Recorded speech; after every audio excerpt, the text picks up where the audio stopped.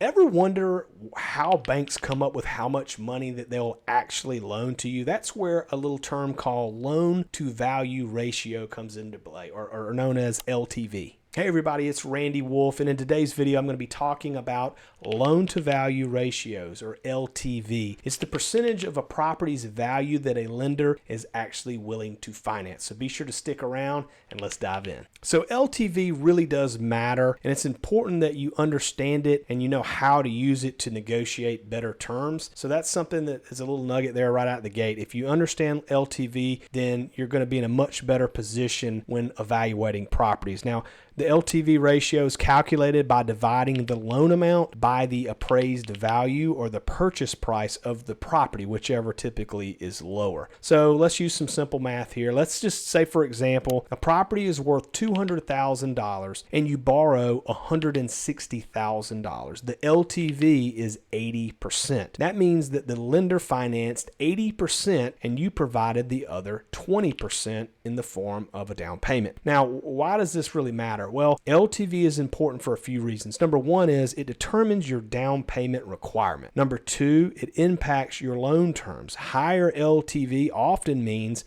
higher interest rates and even mortgage insurance. And number three, it's a risk measure for lenders. Lower LTV means a lot less risk to them. So for investors, understanding LTV helps you structure deals. Some lenders out there will actually allow higher LTVs on things like primary residences, for example, even situations where they'll do like 95%, but maybe they'll only do 70 to 80% on investment properties. Now, here's a pro tip to help you. You can often improve your LTV by negotiating a lower purchase price or by simply increasing your down payment. Lower LTVs not only get you typically better loan terms, but it also will give you more equity from the start, and typically if it's a rental, that means more cash flow in your pocket. If you want to learn more about real estate investing math, or you just want to learn more about how to invest in real estate in general, be sure to subscribe to this channel. I'm putting out content each